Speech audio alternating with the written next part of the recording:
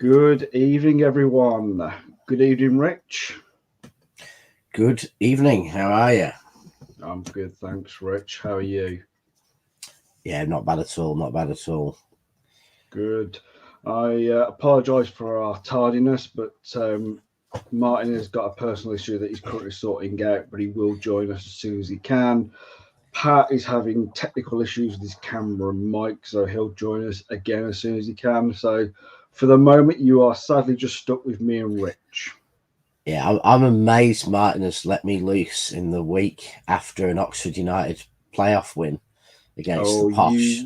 You've been Yeah, told. I threatened to do an Rich. Oxford United special, it's a bit of lower league love, but I'll try to resist, even though they're going to Wembley, travelling down the M40. Oh, magic. Try and resist, because I'm sure Martin is already in the messages now about to have a go at you, Rich. So, yeah. Obviously, because yeah, I mean, I'm originally from Oxford, so I can kind of understand your passion, Rich. Good evening, Pat. Ozzy, Rich, how are we all? Technical Hello, issues. everybody out there. Hope you're doing good. Yep. Nice You're one. all technically good now, Pat? I think so, yeah. I'll be better if we can try and keep the talk about Oxford down to a minimum, because, yeah, no one wants to know about Dictionary FC. Are you glory Premier League fan, you? No, the lower leagues. I've got nothing against the lower leagues, but let's just say that for another time and place. Yeah. Takes us back to that great time 25 years ago when, we're coming up to the anniversary of Dickov. It's when you used to watch it on black and white holiday. TV, isn't that right, Rich? Yeah, pretty much. It should be. Well, no, it's still a very garish yellow and blue wasp away kit, which we now love. But who can believe 25 years coming up? Incredible. Yeah, I can just see Martin, and now he's seething. So we're going to quickly try and move on from Rich talking about Oxford. Martin love. No, this is talk about Paul Dickov and City and Gillingham and Wembley. Well, we could, Rich, but I think that's a trip down memory lane, which I know you and Martin love to go down memory lane, but this is not a memory lane. This is we'll have to do a 25th anniversary special. Talk about the day that changed City and allowed us to be where we are today, because we wouldn't be without Super Kev and without Dickov. We wouldn't be where we are today. Well, you won't hear any arguments, Rich, but I think the only argument you'll hear is Martin in a few minutes going, "Shut up, Rich!" He'll be nostalgic. He'll be looking out whimsically at the memory. That I don't think you'd have put that sentence in Martin's vocabulary ever. Whimsically. Wow. We're going to move straight on, Rich, before you go down any further down memory lane. And we'll jump straight into topic one.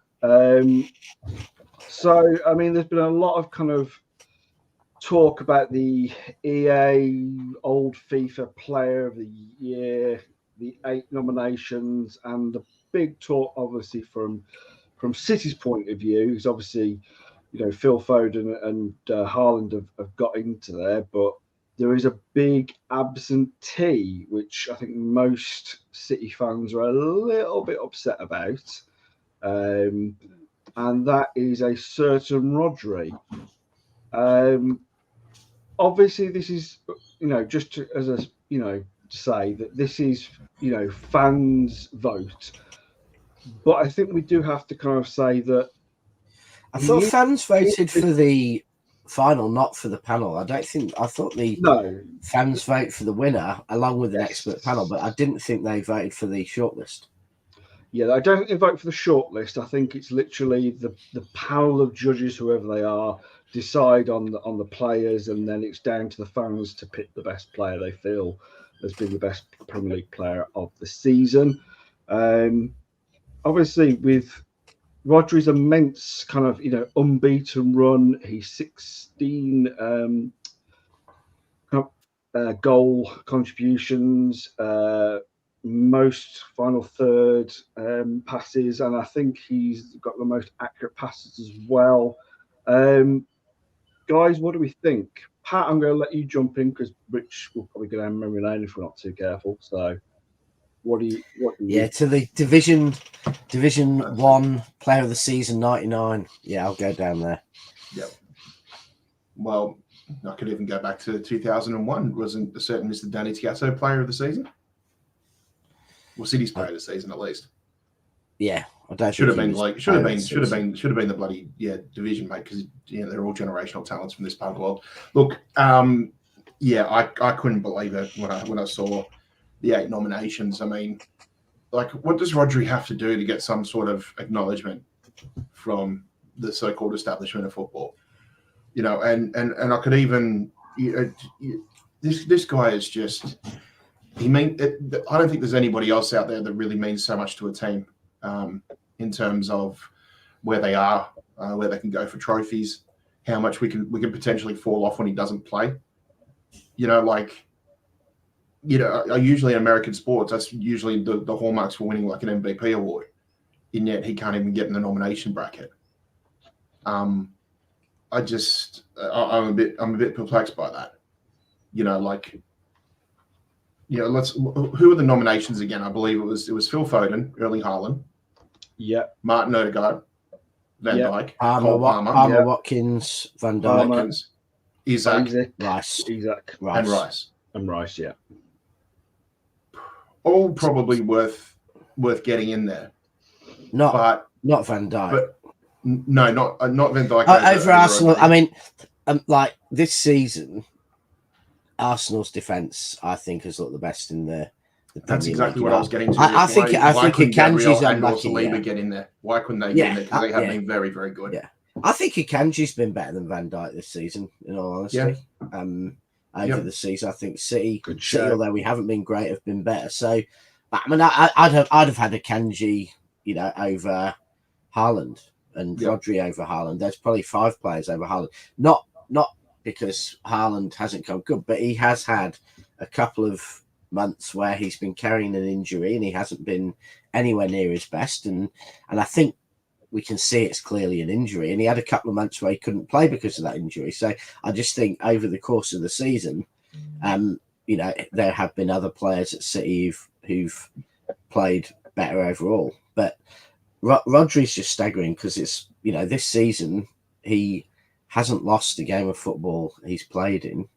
City's record with and without him, City, if they had the points average when he plays, would be 7 or 8 clear at the top of the division, and only 6 points dropped when he didn't play has in fact I think it's 8 points dropped when he hasn't played and he's only missed 5 games or 4 games has been what's held us back. And but I think Rodri himself said he did an interview last season where he said he doesn't pay too much attention to the individual awards because basically they are about hype and marketing and all those things. And Rodri, although a very different player and a different personality, is like David Silva. David Silva was criminally underrated the whole time because there was never any hype. He was not interested in hype. He wasn't interested in doing interviews.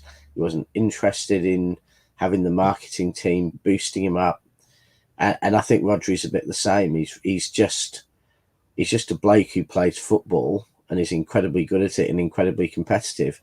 But you won't see him driving a fancy car, doing stuff for the media, doing interviews, drawing attention or any of that. Like a lot of the other players on that list who have a non-stop marketing team driving their narrative. Do you think it's just a PR exercise, given that Rodri doesn't have any form of social media? I think it's part of it. I think there's no doubt that the PR machine for Villa's behind Watkins. City's is normally behind Phil and Kevin Haaland. Haaland's got the biggest global PR machine there is. I think Watkins deserves a shout because if you take Watkins out of that squad, they may not even be knocking on the door of Europe. Yeah. Yeah. Yeah, I think you're right there. I think because this is it's obviously come from the EA kind of game, obviously formerly known as FIFA, and I think you're right. I think you've touched on some interesting points there, guys, where you like it is kind of, it feels like because Roger doesn't have a social media presence like other players on this list, he is missing out. Um, and there are players on this list that definitely deserve to be on there. Watkins has had an incredible season for Villa. Isaac, I think, again, has probably helped Newcastle to kind of not drop from out the top 10. Palmer obviously has come in and been brilliant for Chelsea. He's been their best player, in a very poor side. Yeah. People could argue that Palmer scored a lot of penalties, but at the end of the day, you've got to score them. So yeah, he's been good in that. There's no doubt he's an incredibly talented footballer, and he's great in that free role. I mean, to me, Palmer's for Chelsea like Grealish was at Villa.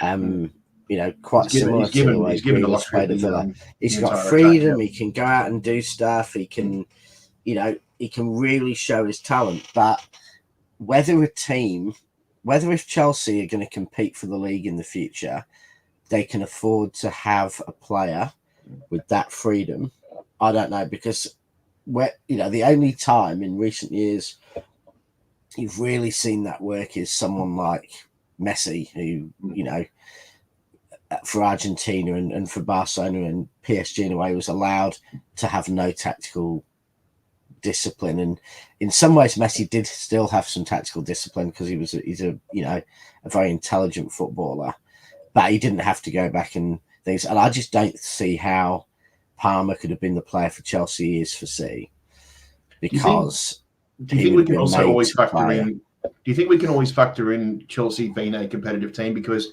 I've said this before, I don't know if you guys agree with me, but if there's one team in the league that can catch lightning in a bottle every season, it's Chelsea.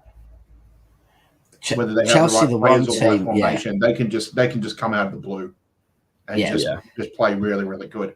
And the thing is, been the history of Chelsea for the second half of this season, I think it is something for discussion for the start of next season, because I think there's certainly some sort of momentum for there that'll take them forward.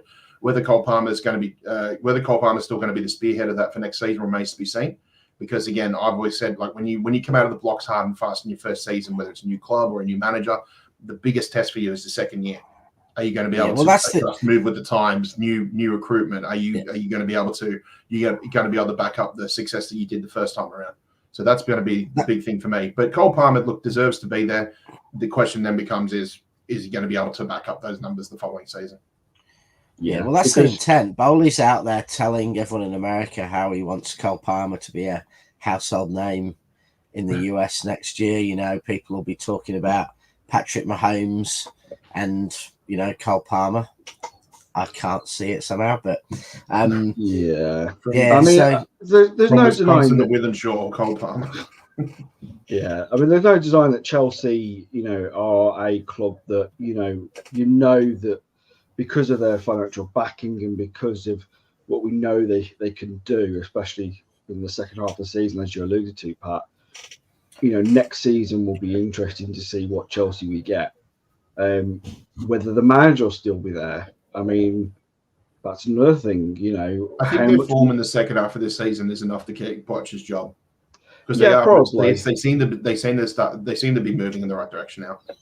Yeah, and it all depends on what kind of money they're going to be able to spend and who they're going to bring in. Obviously, they've got a massively bloated squad, and it's going to be interesting to see what they do this summer. Just another thing too, I was going to mention as well. Sorry, mate, but we're talking about Rodri's quote as well. Now, this was only just back in February, probably reflecting on obviously the Ballon d'Or, which had only happened a couple of months prior. But he's quoted as saying, "I am not surprised. This is normal. I understand very well how things work in these individual awards. They are based on marketing, money, and advertising. What ultimately matters to me is football and what I achieve collectively." Now, that to me sounds similar to a similar mentality to probably what David Silva had. He didn't care about the personal accolades. He cares about what his peers are going to think of him once his professional career is all wrapped up. And at the moment, Rodri is well on his way to, garnering the respect of not only just his fellow teammates, but just generations that have gone before him as well too. And he'll be admired by many, many young generations of players coming through as well. So don't have to worry too much about the personal accolades. Everybody's going to eventually look at his honours list and see just what a successful footballer he was. And I think in many ways, David Silva, in a way, David Silva always felt he could, he wasn't in the public on the football pitch. It's kind of bizarre. You see him, he really has never been comfortable in front of a crowd or talking to, didn't like doing press conferences or any of that. Funny enough, he obviously felt anonymous in front of 80,000 people at Wembley or, the Bernabeu or whatever. So he kind of was able to do that, but that kind of talking. And I think it's a very good thing. I think having players who actually care more about football than how they look. I mean, you see someone, like some of the players at Liverpool who spend so much time worrying about their fashion or how cool they look on their Insta photos or doing interviews about, obviously involving the terms meaning more because, they're Liverpool and that's what they've got to say. They do all that and they get so much hot and then they look silly. And I love a footballer who just cares about being football and they're not, shy or unfriendly or aloof. You hear stories now of people going to the Canary Isles and, bumping into David Silva at the winery or in town or whatever else. And he'll stop and chat and, loves the accolades of someone telling him he's, their greatest ever City player or whatever it is, but just don't want flash cars and hype and media pushing it and being seen out with this girl or that girl. They just want to play football and have a quiet life and enjoy the kids, enjoy the family, enjoy the kids, enjoy the home. I think at the end of the day, you see Roger not being nominated for this as well too. Then for me, that offers more of a shout to actually saying that even though it's only been around for a few years, the Premier League Hall of Fame seems to be, for me, garners more credibility now because there's not going to be as much marketing in place for that because it's basically selecting retired players. So they've made their name. They don't need all the marketing and things like that, unless of course they're involved with some big company or something like that. But the Premier League Hall of Fame to me with retired footballers is just like their name is going to sell it. No marketing, no social media. What they did on the pitch for 10 plus years or whatever club or clubs that they were at means that that's going to be more highly recognized. And I think as time goes on, that Hall of Fame nomination or that Hall of Fame induction for every player is going to hold a lot more credibility to your historical achievements. And as long as Rodri just keeps doing what he's doing, he's going to be well within a shout of that in whenever it is 5, 10, 20 years time. So I think for me that's going to hold a lot more credibility on terms of personal accolades for him than I do reckon there's one flavor of the year sort of award. Yeah, Rich, one little element of Rodri. Rich, just before you continue your trail of thought, mate, I just want to read out a couple of super chats just because we've had a couple. I can't put on screen because that Martin's not here. I know he'll do that when he gets on. So we've got SOS 2907 membership for 12 months. Thank you very much, mate. Much appreciated. You'll obviously be entered into the draw. Sir Alan, evening, Alan. Did you realise Pep has not won the Manager of the Month for the last 3 seasons? December 2021 again. Yes, Alan, we'll probably touch upon that in a bit.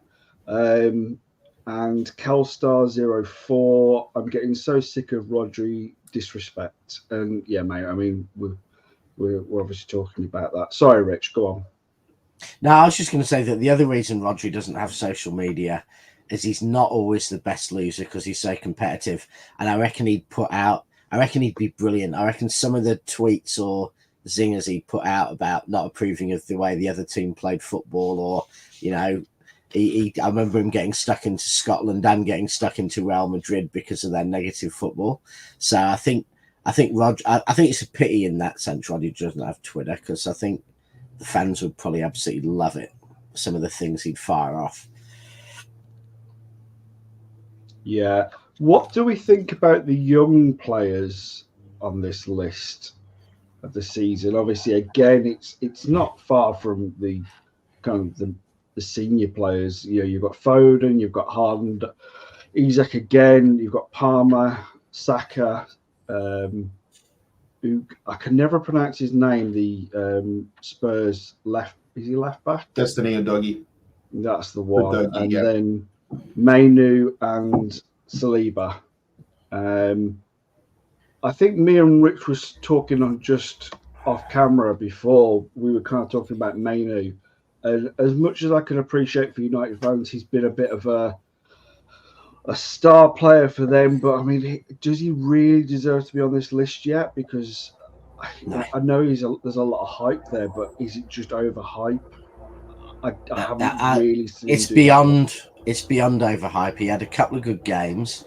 He looked absolutely diabolical against City. We absolutely took the mick out of him. He played in a defensive midfield that I think has, certainly in United's history, they conceded more shots than they ever have in 2 games at any point in their Premier League history of stats. And I think it's the most shots any team in the Premier League has conceded for about 4 seasons. He's totally overrated. Maybe he's good, but he had 2 or 3 good games. And because United is such a mess, I mean, they're essentially a championship side playing in the Premier League at the moment. They're an absolute mess. Every bit of that club is a mess. I mean, you know, Ratcliffe's even having to sack the cleaners because they don't know how to use a hoover. You know, it's just, it's a mess. And he is a tiny glimmer of hope within that mess. And, you know, even if you look at young United player, Garnacho's done more over the season than Mainu has. And I don't think Garnacho's close to being, you know, on that list. But I think the thing I was ranting about the list is that it's to call it young player, they've got to get the definition better, whether it's under 21s or, you know, people, their first season, you play more than 10 games or something, because Saka and Phil Foden have both been in Premier League squads for, I think Phil's like the 4th longest person in City's Premier League squad today. I think 17-18 he first was in the first team squad, same with Saka. So they've both played, I believe, you know, over 200, you know, both comfortably over 200 games now. So they aren't, you know, they may, and they're 23 or whatever they are. They're not young players, and I don't think players like that. Isaac, I thought was 25, and he's in young player. Yes, it's his first season, but he's 25. So I look at that young player list, and I think Cole Palmer, fair enough. You know, Kobe Manu is young. He's just not good enough to be on that list. So I think they've got to change the rules, because it's just, you're just going to end up with the same players on that list as on the senior list, because pretty much you can be about 26, you can have played 250 games, and you're still on the young player list, and that's just farcical. So they need to do something about that, because Foden and Saka, they're player of the season contenders, and, you know, Saka arguably ahead of Odegaard this season, but they're not young player. They're experienced Premier League international footballers who've played a lot of football. They're not young. They're not kids. No, I totally see your point, Rich, and I agree with you. I think it's a bit of a. I think it's more because it's just for whoever the pal is that picks these players, it's just easy. Do you know what I mean? Because if you are going up to 23 years old, you're going to be able to have the likes of Foden, Haaland, Saka in that list. I think when you get to, I don't know, if it was under 21, I think they'd have to probably do more work and look at more stats and look at more games. And I just think it's pure laziness, if I'm honest. I don't know what you're feeling like, Pat. Actually, there's a really easy way, Ozzy. Just say they've got to be on the B list for the Premier League. You know, if they make it, you know, if they make it into your main list and they're over 21, whatever that rule is, then they're not eligible for player of the, you know, young player of the year. No, Sorry, no, that's all right. I think, it is a bit of a tricky one because, as the years have gone on, you see more and more players who fit the PFA Young Player of the Year award, fill that category just as justified when going in for PFA Player of the Year. So to me, it almost feels like it's almost like a selection based on, well, if you're not as good as the prime players, then this is your runners up prize, basically, in a way. It's a bit tricky. I think the criteria needs to be further assessed a little bit. Maybe even the age limit needs to be dropped a little bit. 21 and under, I think, makes a bit more sense. And I think it also gives those other teams, who may not get the personal accolades for their players, it gives them an opportunity for some of their players to shine as well. I can't think of any examples right now, but like if you've got, let's say, like a young 19 or 20-year-old coming through who maybe might be at, Fulham or Wolves or something like that, and we can look at Wolves, for example. Not a lot of people expected them, to be as competitive as they were this season. Given they obviously had the issues with managers at the start of the season, and the fact that they were leaning, looking down the barrel of FFP as well too. But if they had some young midfielder come through, some 19, 20-year-old, and just absolutely tore up the Premier League, then why wouldn't there be any reason for him to get a nomination and possibly even win the thing? Because for me, it's like, again, you got to look at it almost like sort of like an MVP sport criteria as well. So you got to look at how valuable that player was to the success of that team that particular year. And I think there's too much emphasis on how much a certain player got a top 6 or a top 8 team into Europe or won the league or something like that. That it needs to be acknowledged a little bit more that this player may have taken a certain club who probably looked at the start of the season like they weren't going to do that well, and they actually exceeded all expectations. And I think just there needs to be a little bit more acknowledgement of that. I'm not saying I don't have any examples right now, but I'm saying I think there needs to be a little bit more acknowledgement for the teams that don't necessarily get as much recognition. A lot of people in the chat, age and caps. I mean, Isaac has played 312 games for club and country. 312 games. Now, to me, that's a veteran. He turns 25 in September, so he's not quite 25. I was wrong on that. So, what definition is a 300-plus game player who's nearly 25, young player of the season? I'd have rules like they've got to be on the B list, so they've got to be under 21 at the start of the season. On August the 15th, whenever the season starts, you got to be under 21.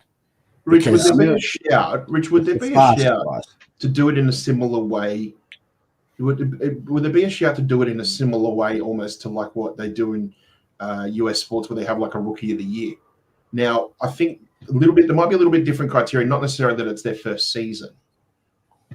In a way, like rookie obviously means your first year. I get that, but like maybe if it was like your first or your second year, or you'd only played a certain amount of games across 2 seasons. Yeah, that's far more meaningful. Because the problem is with football, you're not going to have enough rookies every year to get recognition of that.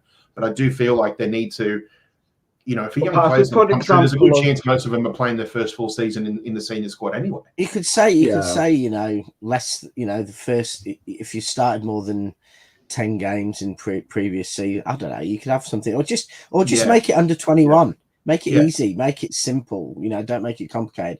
Under 21, you're not on the list, therefore you do that. Because Foden, Saka, Isaac, and probably a few more, it's just a complete and utter nonsense that they're competing. And, are you still banging on about fans votes? Jesus Christ, put it to bed. It's voted for by about rivals. Definition. It's not the real award. It's garbage. No, I think, Martin, I think we all agree with that in some respect, but I think we're kind of just broadening it out a little bit. We're talking about young players of the season. But that's saying it's garbage because the PFA ones haven't come out. PFA don't come out for another 2-3 weeks. Yeah, but just saying the definition of a young player when you've played, Phil and Saka have both started or not have played in over 250 games and have been in the Premier League for 6-7 seasons. And Isaac's nearly 25 and has played over 300 games, and they're a young player. It's just not.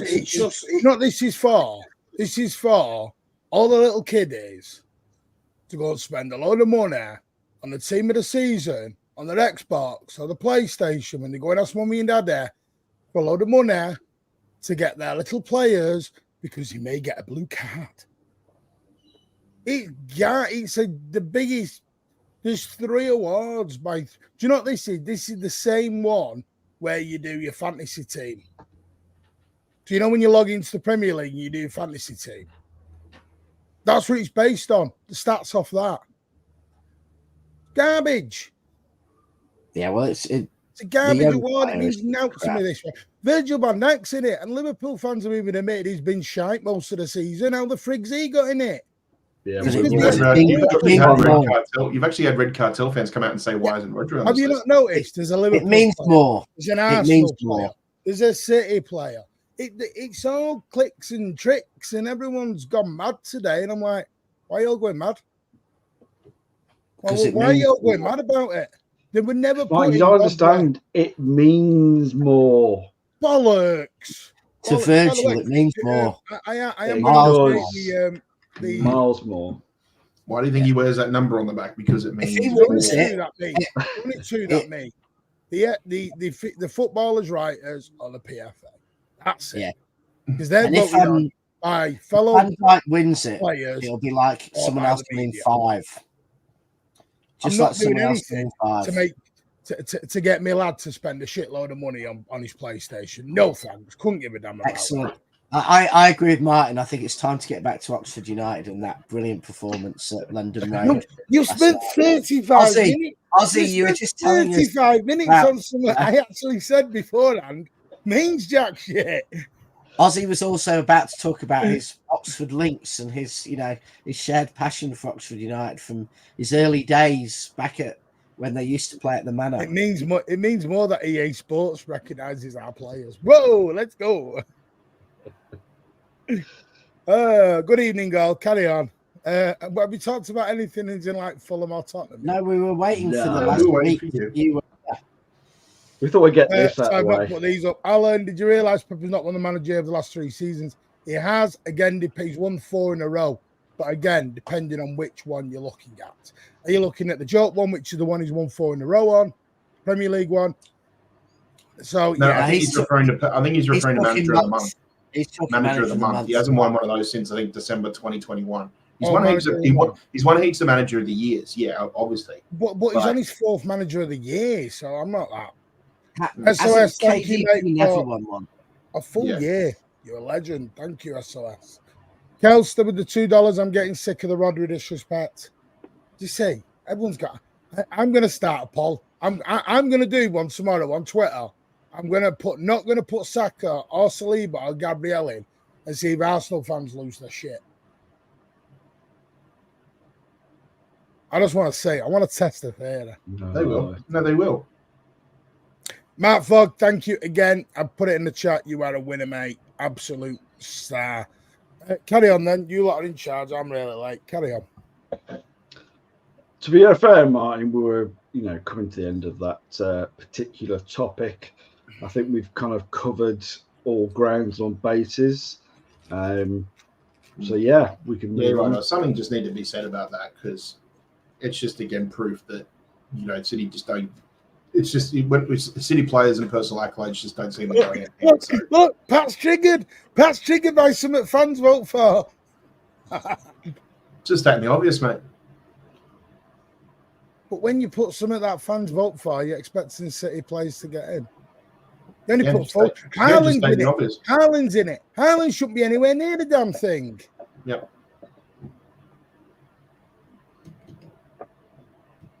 And that's coming from me. I'm really dubious about putting Haaland in the top 5 this season. Yeah, he's done his job. Scorer. Yep. Yeah, he's done his job. And again, that's where I kick back. He's done his job 100%. There's been 5 better players than Haaland this season in the Premier League. Yep, I'll agree with you on that. 1000%. Odegaard shouldn't be in it. Odegaard's only turned up since December. Yeah. Yeah. I'd rather have Martin Horsfield in there than Martin Odegaard. Liverpool fans said he's been shit all season. We've got sweet left Van foot. Dijk in. Martin sweet left foot for a light. Yeah. Liam Brady of the channel. For a year as well, you are a superstar, mate. Right. Important week, gentlemen. Important week. Start Saturday, lunchtime.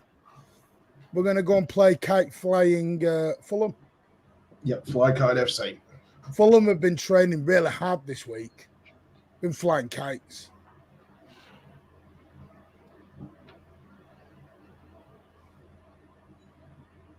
Oh, it's all going quiet. Yeah. No, I was about to sing, let's go fly a kite up to the highest height.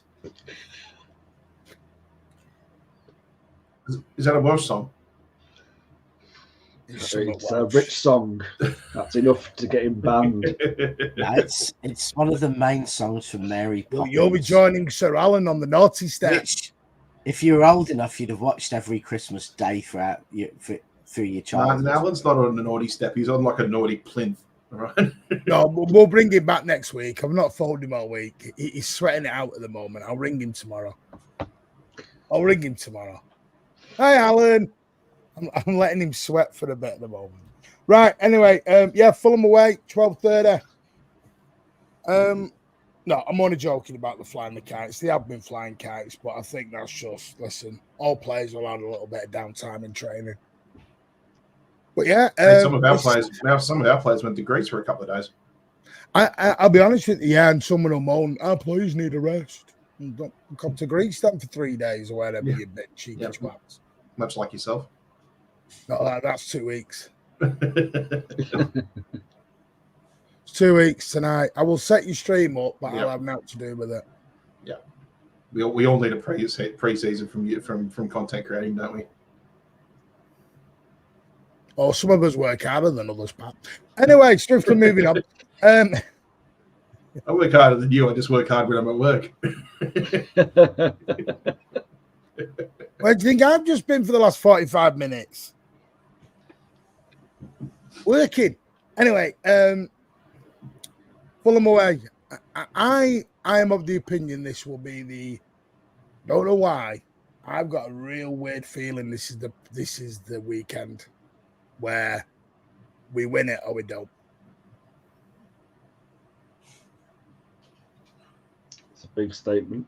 I think City or Arsenal, someone's dropping points this weekend or this week by Tuesday. I don't think they're going to be dropped on Tuesday. I think it's probably City's probably a little bit of chaos ball Fulham in that they don't even have a tactic and identity or anything. They just like run on the park and play football like kids, which means they can sometimes do some pretty interesting things. And they're fit, they're strong, but they're a bit mad. I've fancied for weeks that United would turn up against Arsenal. I thought that was Arsenal's hard game. I think we'll beat Tottenham. I don't think there's any. I've got absolutely zero doubt we'll beat Spurs. So if we beat Fulham, we win the league. But I've just got a feeling that banter club that they are, City winning the league at Spurs and everything might make them think they've had a good season when they've had a nightmare ending. But did you know, it's a fact for you, that Arsenal have won the league at White Hart Lane more times than Spurs have?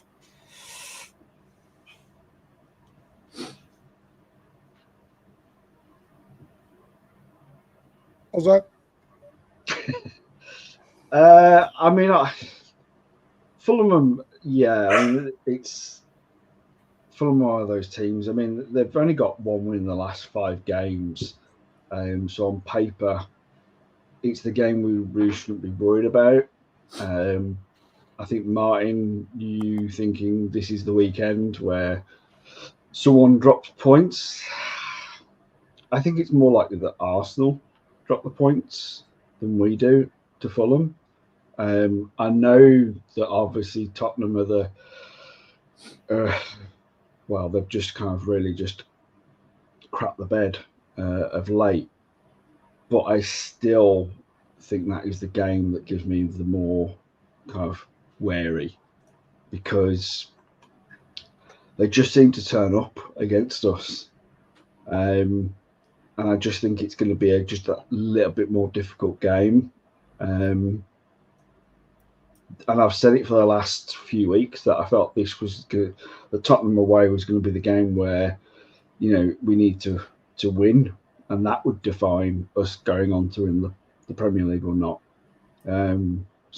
My trepidation against Fulham just isn't there as much as it is when it comes to Tuesday night, to be honest, mine. See, I don't know why. I do not know why. I've got a feeling United will pull some out. It's such a weird one with United, isn't it? Like they can get absolutely battered by like bottom half teams, and yet somehow grind out results against top 6, top 8. Especially at home, they just find a way to sort of grind it out, and it's. I think you ask most United fans how do you do it, probably most of them would say I don't know. Yeah, I don't know. They're so unpredictable. But if they did lose this against Arsenal 5-0 too, I wouldn't be surprised either. So you just don't know what to expect from them anyway. But look, I think the thing is we can't focus too much on that. I mean, I only really want to focus on that Arsenal United game unless we get the 3 points. That's all that matters for me. Spot on. The only thing was I was trying to put some correlation between this fixture for Saturday and also the fixture when we went to Craven Cottage last season. Because Martin, if you remember, it was the end of April. It was the end of April last season when we went to Fulham. We were deep in the middle of playing pretty much every 3 days because obviously we just qualified for the semi-finals of the Champions League. And I remember we grinded out a 2-1 win. I think Haaland scored an early pen. They scored about 15 minutes later, and then Alvarez scored that worldie from 30 yards out. We held on for about 60 minutes of football to win the game 2-1. Now Fulham, completely different animal at home compared to what they are away. This season we beat them 5-1, and it was pretty much job done by half time basically. But the thing is, I'm more confident about this fixture because the players are a lot fresher. When we played them, just over a year ago, we were in the depths of playing every 3 days. Rotation was a factor. We'd only just beaten Arsenal 4-1 3 days prior to playing Fulham 2, so the guys would have been, probably would have been knackered after putting all their energy into obviously chasing down Arsenal. But this is a little bit different. This is right at the end of the season. I think the players are a bit more fresher now. You're not playing every 7 days.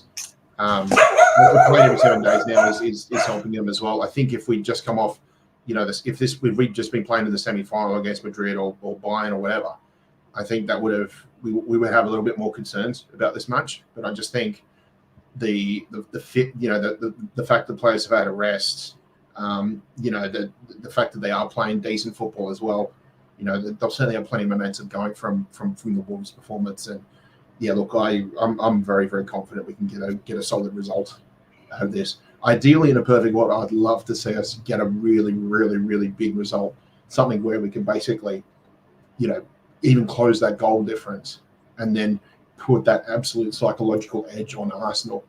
Because there's one thing to try and rattle Arsenal's cage is to do something prior to when they play that'll rattle their cage and have them probably make it a bit more psychological for them going to Old Trafford.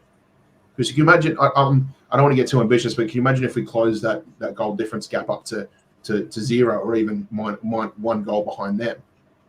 They're going to be absolutely bricking it if they somehow manage to just scrape a 1-goal win or something like that. So it's there's a lot at stake this weekend, and I'm excited to see what happens, but also very, very confident. I just think there's a lot of factors at play that really benefit us this weekend.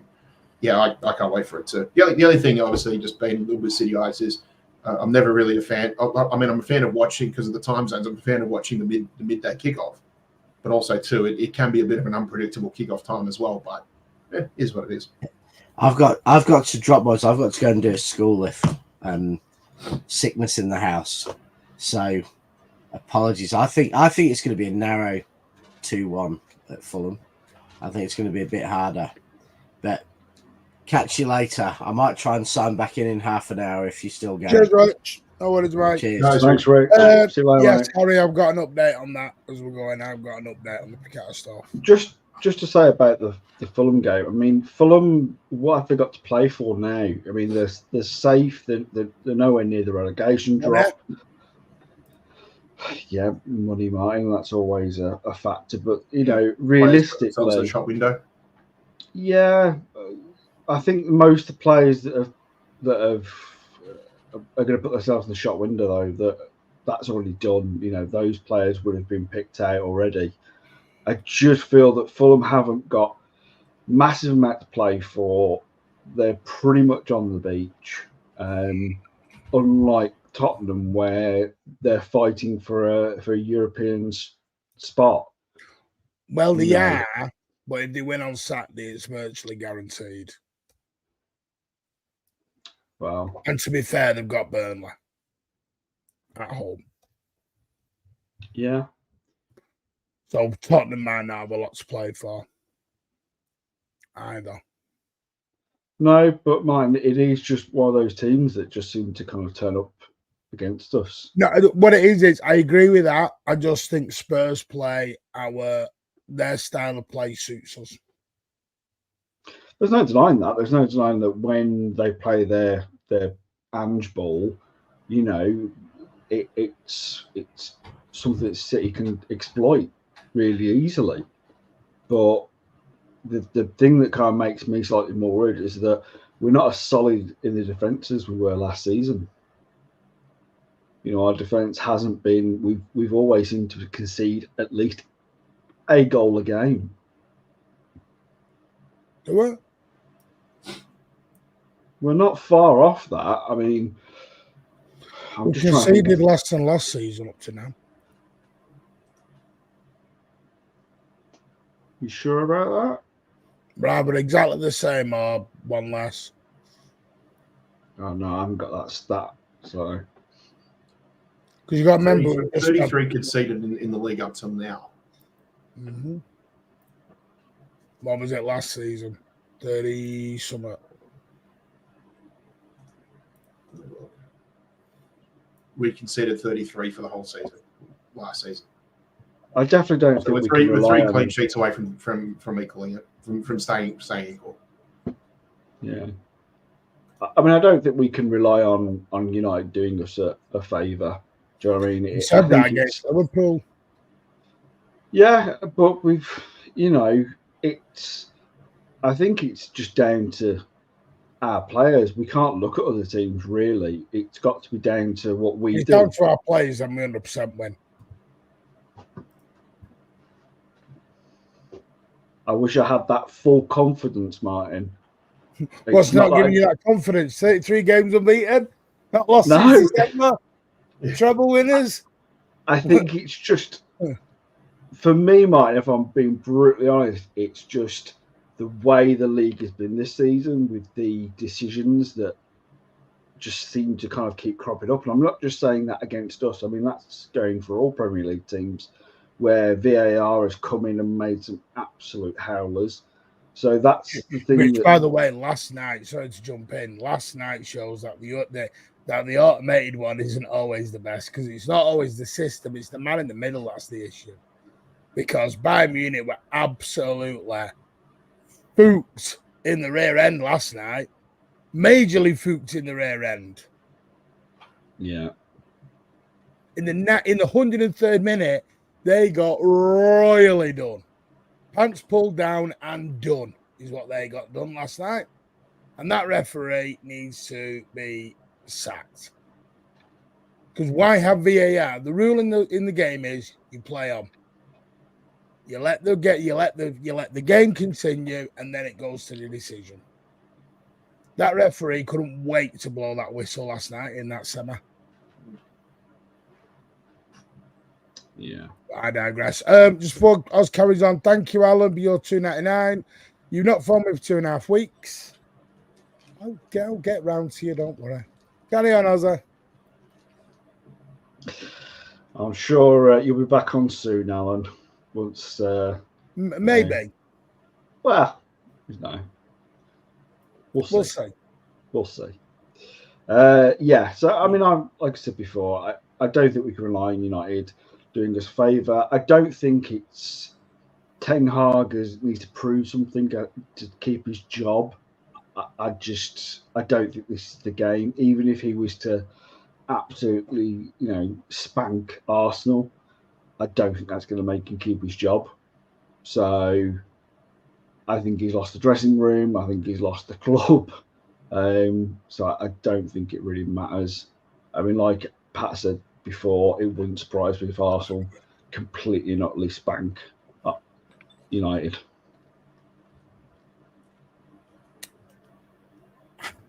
Pat, do you agree with that? What about the Arsenal United side of things? Yeah, you're expecting. Yeah. No, I just think it's one or the other. It's either going to be like a score draw, or if Arsenal get it right, they'll batter them 5-0. There's not going to be anything in between. It all depends on what United teams decide to show up.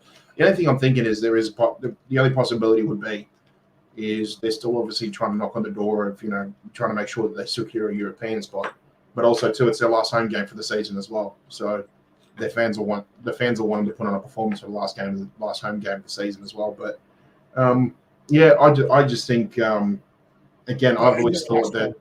Sorry, right, Newcastle midweek. Oh, do they? Oh, okay, never mind. Sorry, I lost my train of thought there. Yeah, and I've said to you before as well too. I said that there's no team in the Premier League that plays on emotion more than what Arsenal do. And I think if we just get those little psychological edges, both in terms of ahead of them on points by the time they go to Old Trafford, and if we can really close up that goal difference gap, I just think it's going to play on their minds. And if they don't score, or if they're behind after half time, I think it'll really, really, really play on their minds a fair bit. I look at last weekend, and I think what helped Arsenal a big way in getting that victory against Bournemouth was the timing at which they got that penalty. To get that goal just before half time, and then they went on and just springboarded on the way. I'm not saying that they wouldn't have, if they didn't have that penalty, they would have dropped points. But I'm just saying I just think they would have been playing on their minds a lot more in the second half. I think it's just going to come. It all depends. Yeah. As I said, they're a very, very emotional team. There's a lot of psychology to it. They showed that last season, and they've shown it in patches throughout this season. So I think again, if you could just put a little bit of a psychological edge on, you're almost halfway to winning the battle, basically. I think it's going to come down to that last Sunday. I really do. I think it's just going to be the last game of the season. In the league, I agree with you too, mate. We love a final day.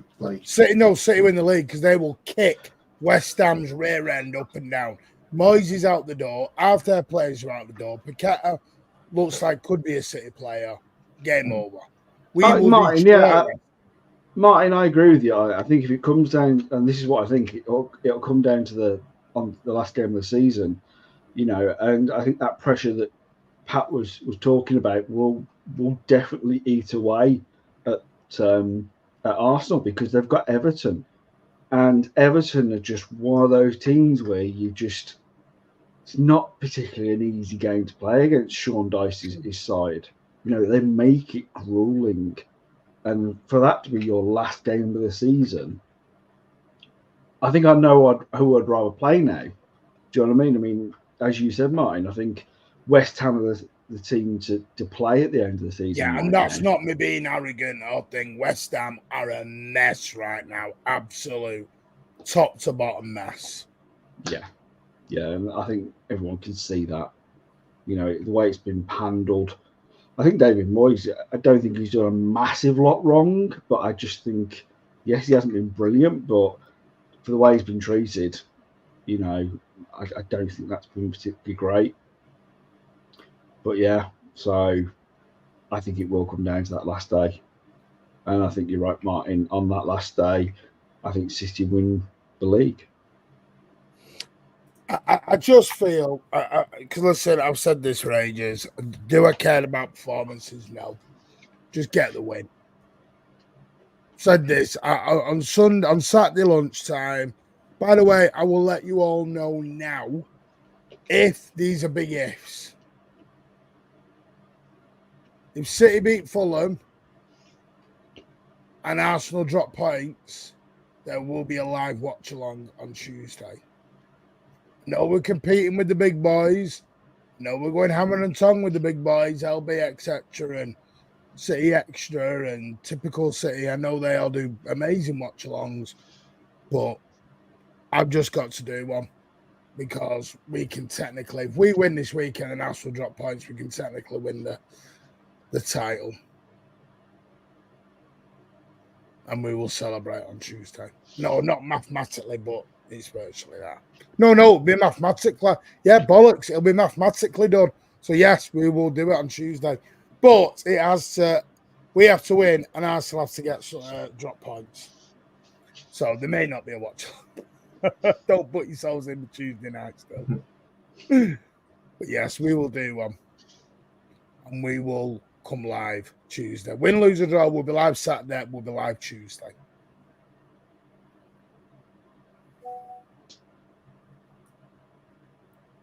So there you go. What's the harder game for you? What are you more confident? I'll put it this way, Pat. Change it. Which is the game you're more confident about, Tottenham or Fulham? Because I'm seeing some City fans, including myself, are more worried about Fulham than they are Tottenham.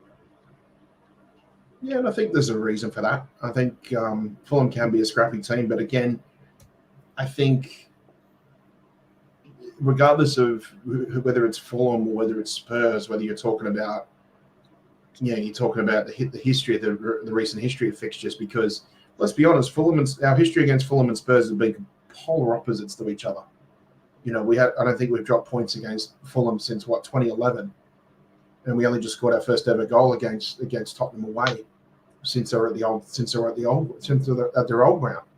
So there's a lot of polar opposites there, and I can understand why people might have a little bit of reverse psychology or reverse thinking about it, because they might think Fulham might actually be a bit more of a tricky fixture. I totally get that, but again, I think there's no other team in recent history that finishes seasons better than what we do. If there's a job, if there's a task, we get it done. We've done it before. We've won a league winning 14 in a row. We've won a league winning 5 in a row.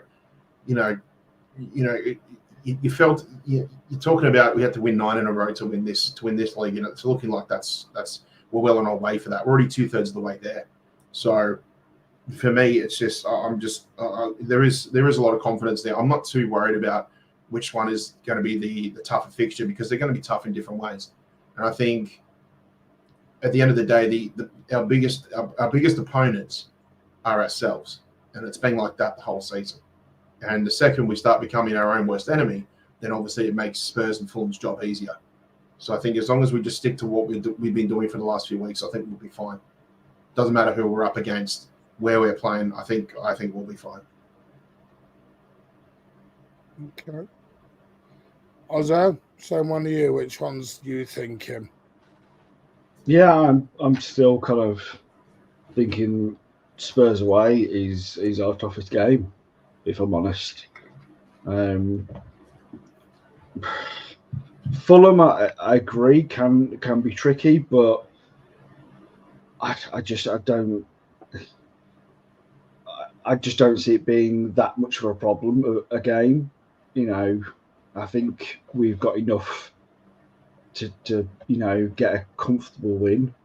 Like I said before, I just think Spurs is going to be just that game, because they do seem to turn up. They do seem to arrive at those teams that we seem to we struggle with, regardless of what form they're in. The amount of times, the amount of seasons we've said the same thing about Spurs, where they're not playing well, and we should get a result, and then we play them and they turn up. So, yeah. Okay. Personally, for me, I don't know why. I see the Fulham game as a tougher game. And maybe I'm doing an injustice to Tottenham, but I can see what you're saying because they do have tricky players, good players, players who can get behind solid defenses. I know Ange. This is, by the way, don't get triggered here. I'm not going after the Ozza, so don't get triggered here. I won't. I don't expect anything less from you. Ange doesn't change. I know what I'm getting from Ange from minute 1 into minute 95. Yep. That's the problem. Yep. With Marco Silva, I know I can get a little bit different with him. He can change it up a little bit. With Tottenham, it's plan A, and if plan A don't work, we'll resort back to plan A. Ever since he's come out with that comment of, I don't care about set pieces, I've just lost it with him. I've lost all my early season respect for him because I'm like, you are so naive at that. You could not come into the Premier League and say set pieces do not matter. They look like they're going to concede off every single set piece. Every single set piece they look like they're going to concede off. And it's quite, I mean, not saying, we've got to score those set pieces. I'm not saying like Jesus, because trust me now, it was a set piece expert. It's us because we're shit at corners and I've been for God knows how long. Yeah. But, I mean, I'm looking at the Tottenham. Fulham have no injuries, bar one, which are not so much an important one. But Udogie's out for the whole season. Yep. They've got Fraser Foster who's out, Sessegnon's out, Timo Werner's out, Ben Davies are all out for the rest of the season. Yeah. And they've got Kulusevski's all over the shop now. That's why Son's been thrown back out to left wing because Kulusevski's all over, and they've got Romero who's looking a bit. They just don't look. They don't look right. They don't look settled. No. They look like something's wrong somewhere. They've got Richarlison up front who couldn't score with 500 quid in his pocket in Amsterdam. Sorry, but he just couldn't. I know that's sorry to sound a bit crass, but he can't. He's not a... Whoever greenlit 60 to 65 million for Richarlison needs to go and have 5 hours in a deep freeze somewhere. They need to go and have a word. Go and have a bit of time in the dark room. Because whoever greenlit 60 to 65 million for that was... I mean, I don't know whether in a failed FFP when they're getting money like that for the players. Jesus. I mean, let's not forget, didn't they buy him from Watford for about 45 million? So whoever allowed that, they're probably thinking, oh, geez, okay, we dodge on with that. Yes, yeah. They are, man, but it's more to do with the agent, not City. I know Hassan wants to go on his big tirade of it's City. It's not. It's the agent that's done that. The agent is the one who's pulled out the dodgy stuff, not City. Arsenal will crush Everton, probably will. But do you not think we can crush West Ham? So, and that's what it is with me. I don't know why, but I said it. Was it about 3 weeks ago, Pat? I said Fulham was the game. Yeah. Don't know why. But Fulham in my head's mentally been the game for about 3 weeks. And I just think all roads lead to Craven Cottage at the end. I love the fact we're playing first. It's the first time probably in about 2 months. I mean, I think it was the Luton game. So it was probably a month ago then, the Luton game where we played first and Arsenal had to follow it and they lost. Yeah. The one and only time we went first, we won and they lost.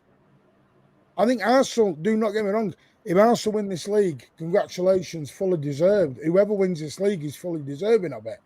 Arsenal have been an absolute phenomenal team this season. Take nothing away from Arteta's boys. They have been phenomenal.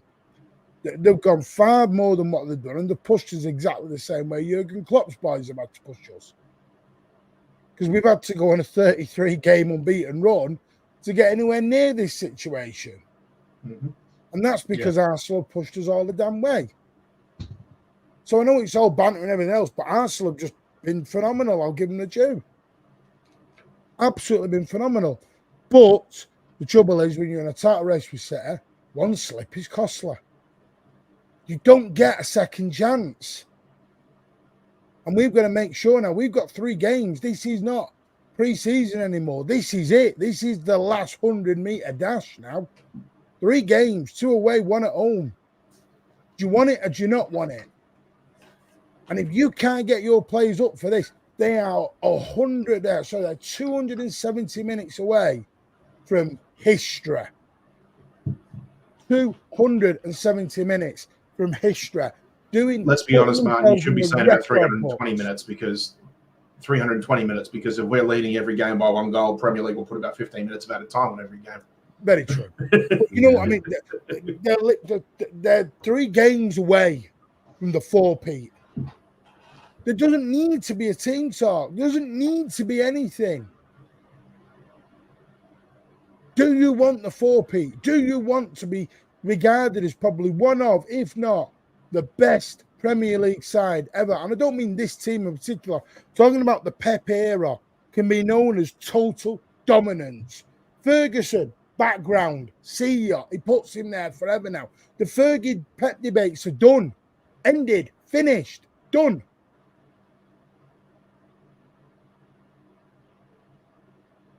Do you want to become immortal or do you want to become, because trust me now, you're not going to like this, but some will say City are bottlers if we don't win this league.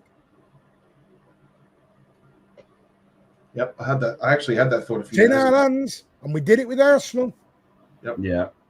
Yeah, you're right, Martin. It is a history-making moment. You know, it's never been done in the Premier League era, where City has done. It's never been done in English football, Ozzy.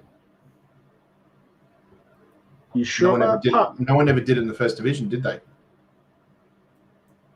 No, not the first division, but I thought like going back. And Bayern done it. No, I'm talking about just English football. Yeah, just English football. No one's won 4 in a row. No. So I could have thought there was somewhere down the decades. Yeah, Europeans like Preston have been invincible. But even when it is over a 38-game period, Ozzy, no one's ever won 4 in a row. Yeah. Well, then it is. It's historic. Like it's. You're right, Marty. It kind of puts the kind of cherry on the top, really, for Pep. You know, of dominating a league more than any other manager has ever done, and even that includes Ferguson. And we can respect Ferguson for what he did. You know, we don't have to like the man, but we can respect for what he did. No, as a prick. Yeah, you know, but a great manager. Yeah. Well, I don't know if he's a prick. I've never met him personally. I just don't like him as a football guy. I think the difference between Ferguson and Pep, and this debate we'll probably have another time, but I think Ferguson maybe go down as one of the best managers, or if not the best manager, but the best coach is Pep Guardiola. Sachin, the reason they get that is because Tottenham fans talk too much.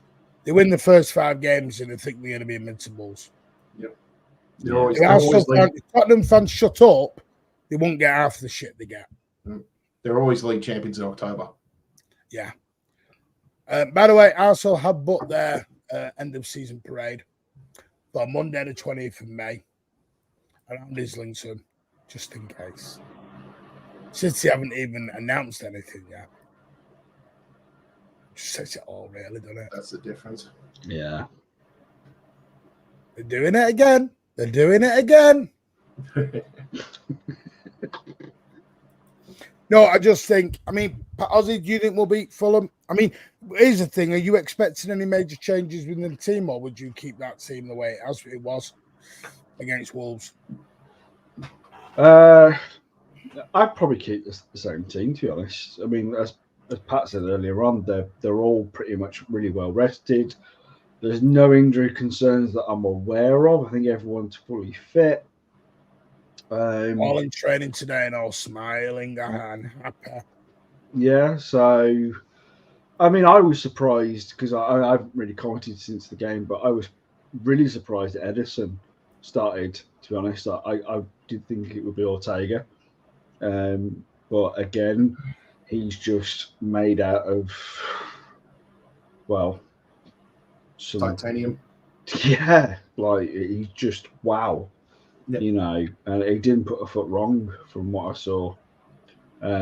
So yeah, I mean, why not start the same team?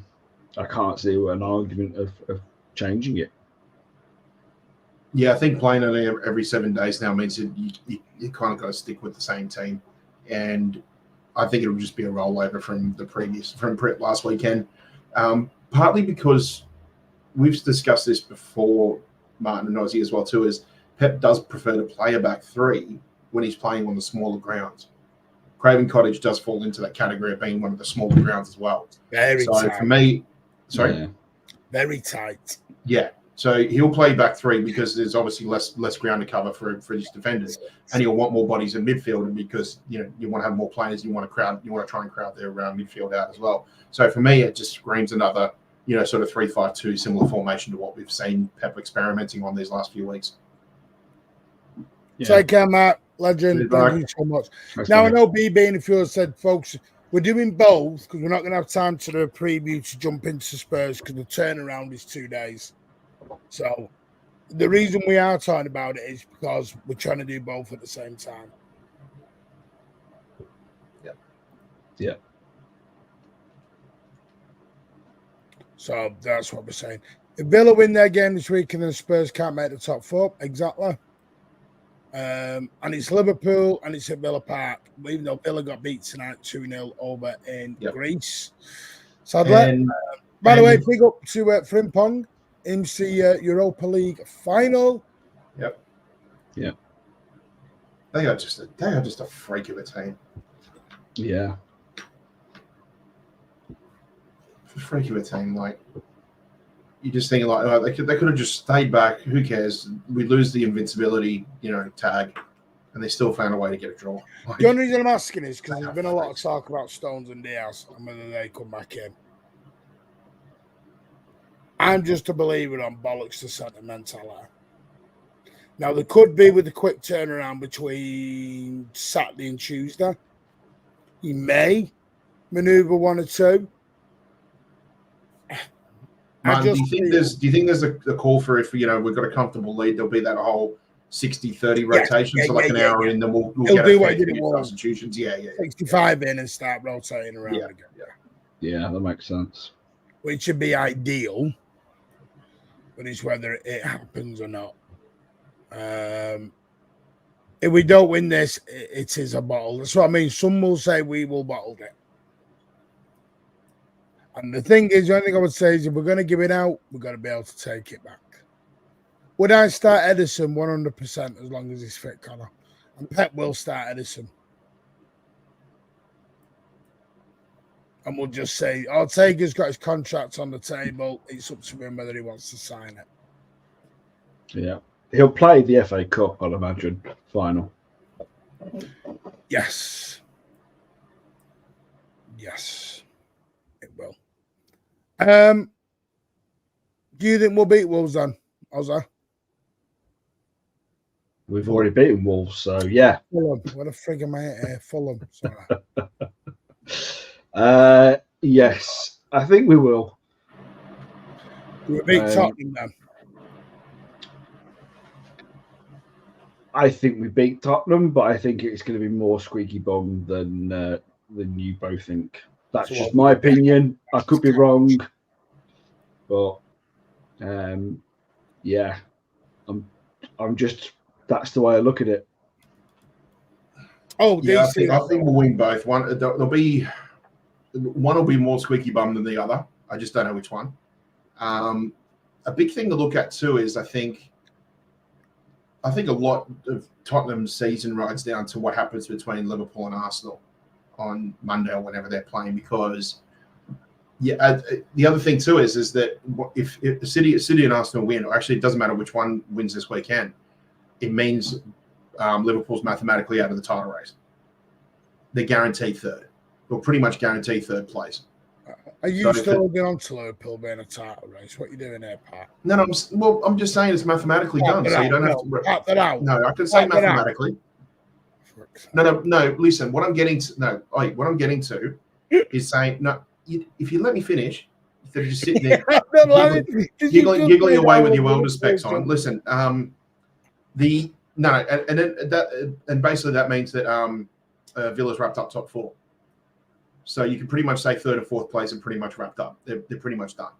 You could have led with that. You didn't have to try and tease Liverpool fans that they're still in the title race. We do things differently down here. Look at Tottenham's manager. But anyway, look, I just think that once this weekend's fixture's done, if they do go the way that they do go, you pretty much got third place, fourth place, and fifth place pretty much wrapped up. And who knows? For all we know, that Tottenham could be on the beach, but I just don't know. I really don't know. No, it's a very good point, and yeah, I do get what you mean. I'm being facetious. Belly81, thank you for being a member for over a year. You are a legend. Thank you so much, mate. Thank you so much. Just watch him out and I watch our tip. It is mentally solid. It is. Our mentality is no one should ever question our mentality. Ever. In 2 seasons, Alice played 94 games. City scored 88 goals. He only scored 86. Well, it's less than 2 seasons, Pele, because he's still got 3 games to go yet. They're just like 2 stats, mate. He only scored 86 for Dortmund. 2 years. Neil's gone Edison Walker, Kanji Diaz, Cavani. So he's dropped Ake for Diaz, Rodri, Kovacic, Bernardo, Foden, Grealish, and Haaland. So you dropped KDB. Are you giving him a rest or maybe saving him for Spurs? Haaland's a beast. Haaland is a beast. He is indeed. I will get onto transfers in a minute. Do you remember the Magic Boomerang, Alec? Stop. But I am going to come to the transfer bit in a moment. It does look like Yankutu and Izzy Kabore will both be leaving at the end of the season. And it looks like Lucas Paqueta, which again we did say here on the Mancunian Way 4 months ago, is that if it got to a point, Paqueta would threaten legal action with the FA. And that's where we're at. They're now looking at taking legal action. Shedders, thank you so much for your super chat, mate. Keep up the good work, guys. Here's to a 4p. Thank you so much for your very, very kind, generous super chat. By the way, new little feature here on a super chat, which we could turn into a little bit of a competition if you want. You can now like super chats.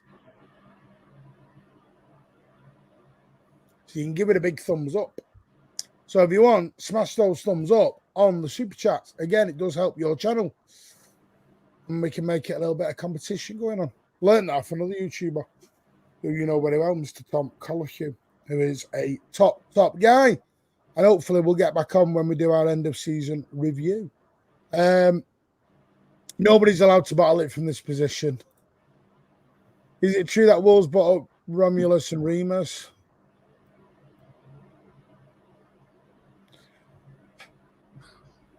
Look at that. Last orders, mate. Get your coat. Players would know if they haven't played well this season. Of course they will. Right. A little bit of transfer news that did come out earlier on. That I did get. It is true. Bernardo Silva wants his P45 future sorted out ASAP in the summer. Doesn't want to be coming to the end of the summer and nothing sorted out again. So he wants. I think it'd be tough for teams to sort it out before Euros, but that would be nice. Well, he said shortly after the Euros, ideally. Yeah. But I think either before or after it's certain. But I don't think he wants to be. Don't think he wants to start the season with City and then move halfway through. Do you know what it is? I just don't want another transfer window being with the main headline being Bernardo. Is he going to stay or is he going to go? Yeah, I think we just want it done and dusted, don't we, Pat? Really, just if you're going, go. excellent servant, and let's bring in the replacement. And I have to be honest, like, as long as I can, see straight, as long as I can see straight when I'm at the West Ham game, after we hopefully win 4 in a row, I will be trying to keep an eye on Bernardo Silva, because I'd like to see what sort of a reaction we get from him for the end of season lap of honour, because I mean that could obviously tell us a lot as well. Yeah, definitely. Okay. What was the other one? There is the Dani Olmo news has now started to filter out from the German side. They've said there was just interest, but City have verbally agreed if they needed to stuff up. But the Dani Olmo news is now filtering out from the German end. It was put out by a few other people today. So that is also now been confirmed. What was the other thing as well? I'm trying to think if there's anything else. Yan Coutu and Izzy Kabori we've talked about. They could be on their way. Cancelo, again, it's likely to be another loan. No bugger. I just think he's burnt bridges all over the frigging show. I don't know. But Juventus and Leverkusen have also now been added to the list of clubs interested by Brazilian Yan Coutu. They are looking at a fee of around 30 to 40 million pound for him. And City will listen to full-time offers for Izzy Kabore. Was there anything else? Oh, yeah. The Paqueta stuff came out from West Ham earlier on. Well, West Ham sources is that he's now at a point where sort it out or basically charge me or don't. I'm not waiting around any longer. Which again just tells me the guy's desperate to get out the door in the summer. And as I said to you, City will not wait around forever. If this is still going on by middle of June, end of June, City will mark and go somewhere else. And that's it then. There'll be no more there'll be no third goals. You can't wait on a player for 3 years. If you can make a prediction, where do you think he'll go? Paqueta, ideally, where do I think he'll actually be next season? Yeah, and Bernardo, actually, while they do with that, and Bernardo. I'm starting to think both might stay at City. Bernardo might stay. I just don't know. I don't know where Bernardo goes. This is the problem. I keep flip-flopping on the damn thing like I do every summer. I got told by a couple of very credible people I speak to, Bernardo verbally thinks he's out the door. But the trouble is, we've been here before. It's all right, Bernardo saying, right, mentally, I'm out. See you later. It's who comes with the damn release clause. Yep. This is the problem. Well, I still think there's a deal on the table for Neves, and a swap cash deal. Not if they do Bruno. I consider them doing both.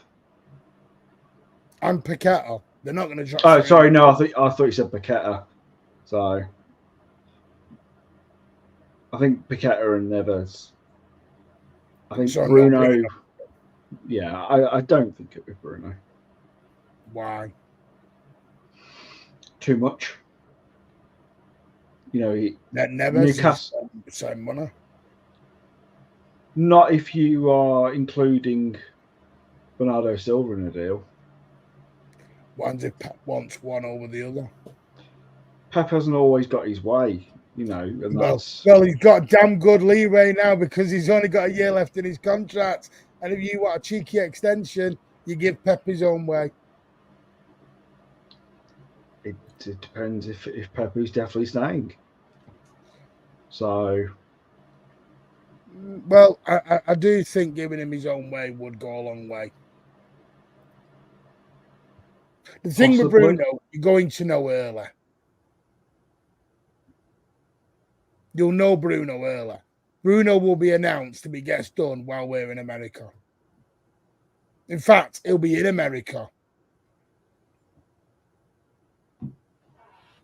Yeah. Because his release clause is for 4 weeks.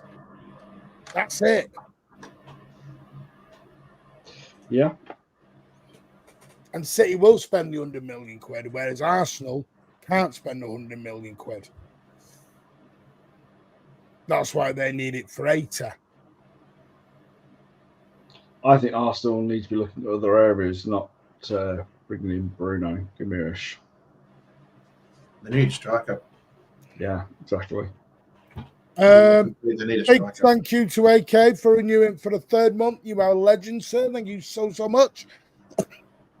And Darrowell, thank you for the 5 gifted memberships. You are a superstar as well.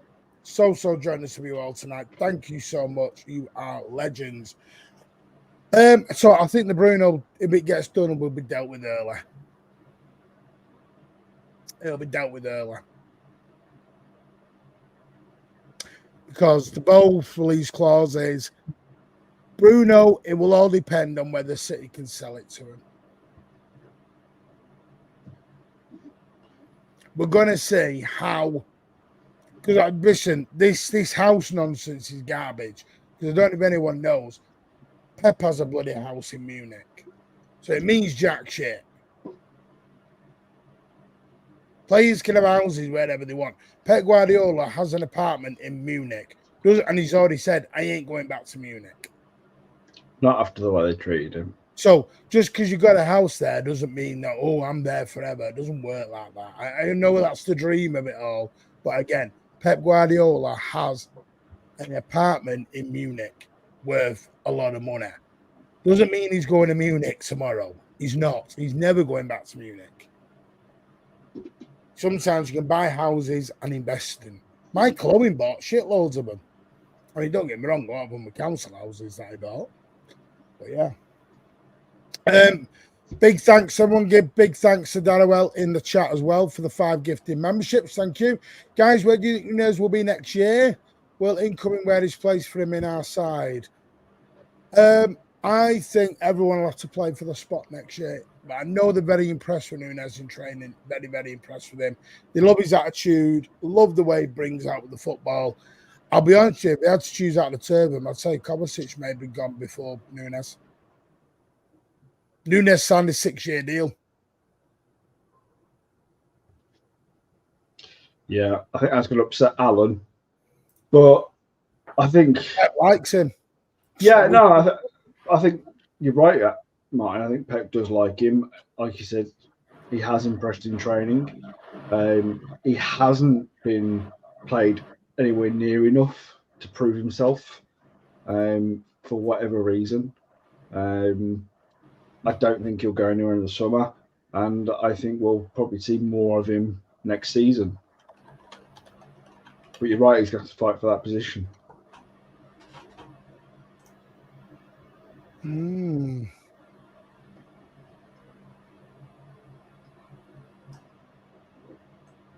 We shall see. Oh, hang on a minute. I'm seeing what that was. When is Euros? Our pre-season begins. Go on, Pat. You're the pre-season man.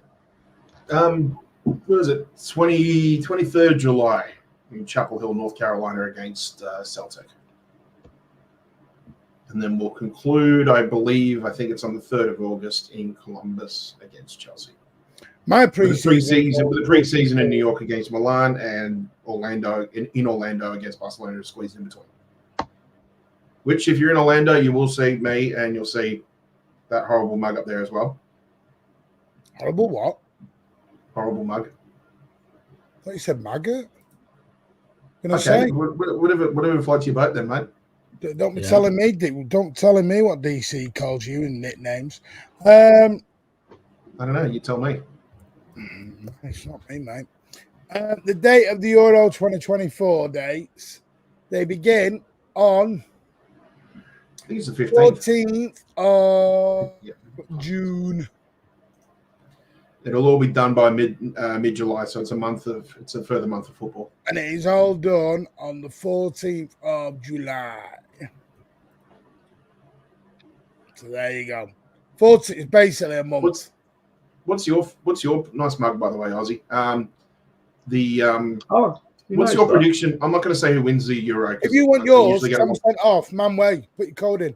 Thank you for plugging on the old sponsor there. Thank you. Who's your prediction for the Euro final? Thanks, Andy. Who do you think will make the final? Couldn'tgiveadamn.com versus couldn'tgiveashit.com. Right, what are the odds on couldn't give a shit? About 1,900 to 1. I'll take those odds. They're a bit bloated. Sorry, and this is going to sound totally disrespectful.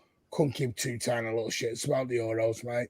I am having a break from football this summer. Right. I am footballed out. Mingy Wong did ask me, will we be doing transfer updates during June and July? Yes, we will. The break we have, I mean, I haven't even told the lads yet. We haven't sat and discussed it. Will probably be the end of July going into August. Because me and Pat definitely won't be doing Jack because we'll be the other side of the world. And I ain't getting the laptop behind you. There you go. And I ain't getting my laptop through US. We'll discuss this at later dates, but we were going to try and do something. We'll see what the Wi-Fi is like. Yeah, of course. Got to remember, Pat, I'm on family holiday at the same time. I'm already in doghouse, so I've got to be. I'm vlogging, see ya. I'll buy your ticket for you and you're still in the doghouse. I'm sending you the money. Are we doing this live on air? Jesus. Yeah. Bloody hell. Hello, Alan. Alan's give back. Give the people what they want, man. Give the people what they want. Alan's back. Dictatorship FC. Crime Abyss. I wanted to be at the Crime Abyss. I wanted to be at the Celtic game, but I just can't make it in time. If you're doing any of the other three, please let me know. See, I'm all right, DC, because when I leave, I'm going to go and have an early evening at Volcano Bay. Unlike Pat. What are you talking about? Or I might go and have a couple of rides on the Hulk, or a couple of rides on Popeye, or a couple of rides this on. Is suddenly just getting really. You can't talk like that. I hope you get a one-way ticket to the bloody Kennedy Space Center. We are going there as well, you know. I need to go check it out. Yeah, we are going there, and I'm going to Gatorland as well. But not that you really. I did tell my missus she would do an holiday vlog. She went piss off.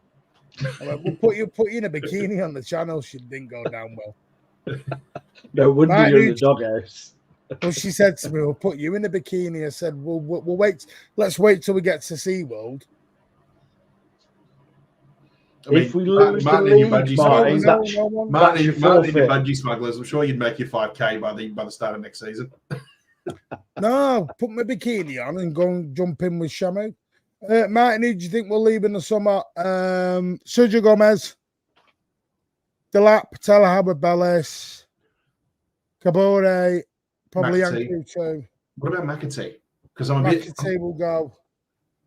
This is what I wanted to talk about because I think McAtee's good enough to what you could probably get 30 or 40 million for him if he goes to somewhere in the Premier League. Right, I thought you were going to say 30, 40 minutes. No. Is Kevin Latley, as far as I'm aware, 1 year rolling contract. He has no interest in going to Saudi unless Saudi come out with a very stupid offer. Like Mo Salah money. Do you know what, man? I still think Kevin, if he's going to lean to anywhere for life after football in Europe, I think MLS. Yeah, I think he'll look at what Messi got at Miami, and you'll think, I want some of that. Yeah. LA, New York, maybe even Miami itself. Who knows? But I just think New York suits him. Orlando in July. Take a car on a sunscreen. I am. Don't you worry. I've done Orlando in July. Kevin. Well, it's end of July going into August because I've timed it a little bit right because the American people that are in the chat will know this, that August in America is not as busy as people think it is.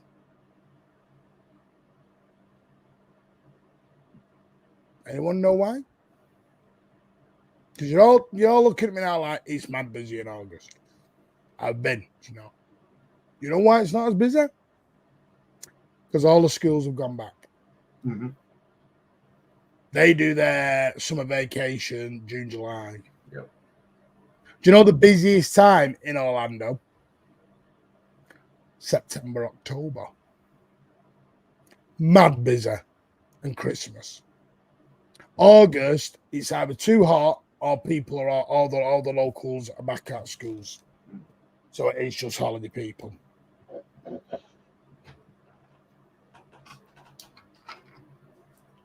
So there you go. Martin, will you buy the away kit next season? 1000%. I'm excited for Euro, stress-free football. I just couldn't give too tiny, you know what. Frimpong, yes. If we can get that deal done, I do think that will happen. Tell her it's important. Martin, there's nothing more painful than a divorce from football. Have a second honeymoon instead. Not had a bleeding first one yet. DJ Sus2, that's fine. Thanks again. I'm addicted to sit when no footy. I put old games on. I do that. I'm sad. I'm one of them. You ask this lot. I'm one of these. I say we're going to have a week off. I say we're going to have about 4 weeks off now. See you later. I go 4 days and I'm like, should we do one? They're all like, I'll tell his earring. I'll be there. Come to the Amity Hall where the New York Sky Blues go, mate. You'll definitely see me there. Honestly, Holt Riders, mate, best bit in the tunnel at the start. Yeah, straight into the old Cobra roll. Sorry, you're getting me onto roller coasters now. Me, Julie, Alan Glasgow. That sounded wrong when I said that. Me, Julie, Alan Glasgow, another Yankee chat will start organising the bail money now for Pat, Martin, and Pat's trip. There you go. Take some photos of Mickey Mouse. No, I'm not going to Disney. I'm going to Universal. Spider-Man. I'm grumpy in the close season, at least with the Euros. Plus, I save money in the close season because what's it called? I don't pay my season ticket money then. Martin, your gang don't get City. Will never get recognition with their feet's fat, except in me. Gone, boys. Very, very true. All the goblins go back to school. That's why. Yeah, I don't know. It's really weird, but I mean, DC, why is it not as busy in August? Is it because of the weather? Is it because of gone back to school? What is it? They're just I've got a few mates who are school teachers up in New York, and they usually say if they ever get a chance to catch up in the summer, they say, mate, try and do it by July, because usually by August they're already getting settled back in for another school, semester, whatever. Yeah. Yes, we are in the brace. Got to do an ITK World Store starting in Orlando. We may do it once all this is done. We'll do a big transfer news. I will go and speak to the person that I get the info off and see if they've got any.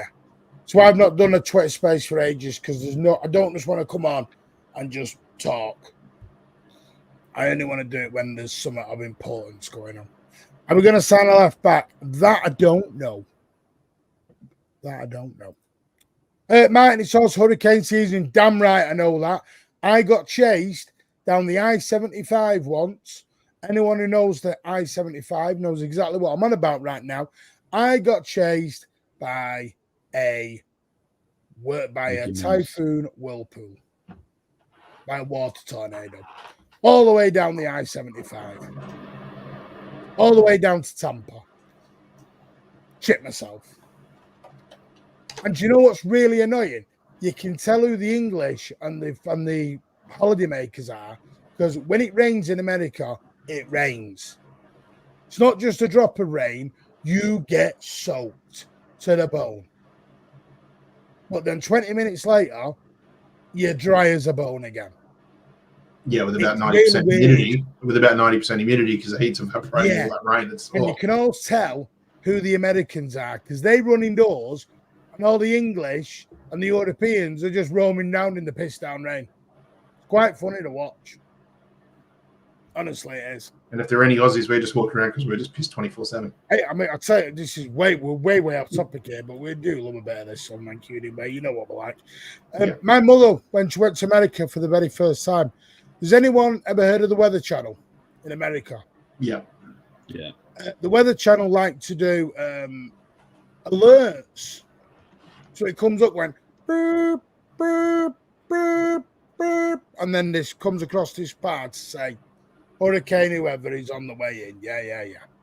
Now in America they do this. Right, evacuate to your nearest evacuation cell, blah, blah, blah, blah, blah. My mother packed all the bags, rang up the airport, seeing if she could get a plane home early because she was scared.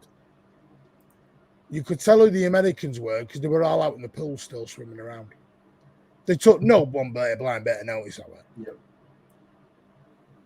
But my mother was packing the suitcases and phoning the airport. When I was living in the States, this was 2004, 2005.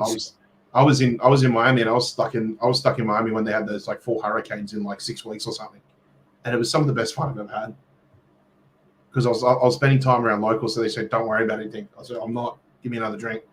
It was great. And yeah, if it happens again, then so be it. Whatever. No, not at the moment, Bray. The biggest indication will be keep an eye on who we sign in the summer. If Bruno comes in and Paquetá, Pep's got his targets. If João Neves comes in, the board have got their targets.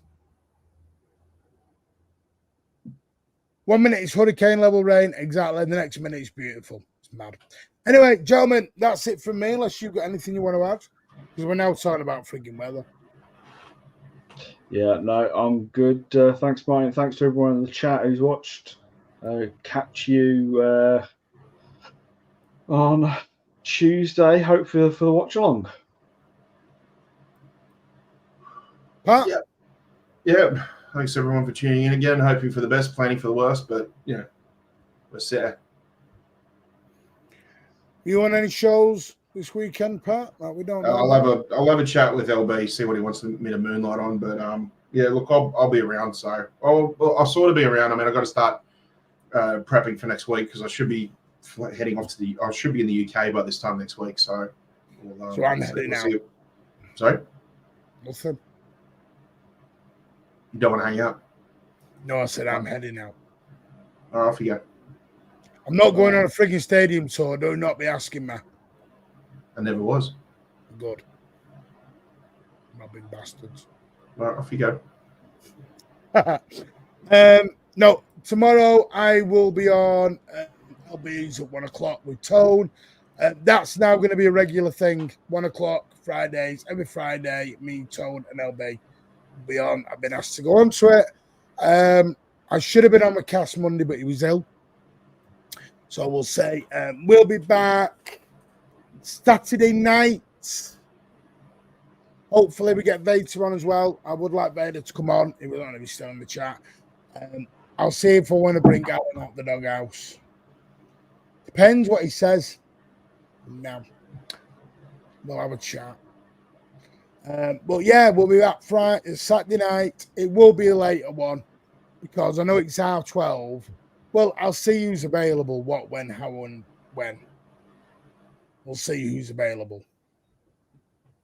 We shall see. But big thank you. By the way, the show the other night on the channel phone-in was amazing. I want to say a big thank you to everyone who joined and called up and joined in. We're going to do that again. The next one will be at the end of the season, at the end of May, start of June. When we know where we're at, that's when the next one will be. But they will be monthly now because they are amazing. So big ups to yourselves. Thank you, everyone who's joined in. Mm-hmm. Yep. Thank you to everyone in the chat. Massive thank you to Ozzy, Rich, and Pat for covering me for the first 40 minutes while I had to sort my dad out. Yeah. Other than that, that's it. I'll see you all tomorrow. Don't forget, code Manway, 10% off Roy footballing goodies at savageonlinestores.co.uk. As Ozzy is now modelling. If anyone goes, why are you doing that? They are the channel sponsor. To add a channel sponsor, we will do it. It's called a sponsorship deal. Great mug. Anyway, honestly. Use code Manway for 10% off. And by the way, I am changing the name of the podcast. Oh, we're not going with Martin's sweet left foot. It's not going to be called Martin Sweet Left Foot anymore. Wow. It's going to be called the 115 Podcast. Because I friggin' love it. I love that name. The 115. 115, eh? Can we launch On that note, can we launch it the day we get cleared? Don't care. 115. Gotta love the timing of it, Having it. Unless he's not been taken, I need to see whether he's been taken. And obviously clear it with Ozzy and Rich to make sure they're happy with that name. But I just think it's a lovely piss take. I think it's a middle finger to Rio Ferdinand's podcast because his is called 5. We don't call 115. Listen, it's old school humour. It's old school humour. Yep. That's what City fans are, old school humour. We laugh at ourselves. That's what we do. I know Caribbean Race, you won't like it, mate. I know you won't, but it's Mancunian humour, mate. We like to take the mick out of ourselves. Let's see if they give me a Masters at self-deprecating. No, we'll have a chat and we'll sort it out, but that will be up and running in August as well. I just need to have a chat with Pat and the lads to see what the best platform is for it to go on. Yeah. And like I said, I will be on the first one, and then that's it. You won't hear from me again on it. So he says.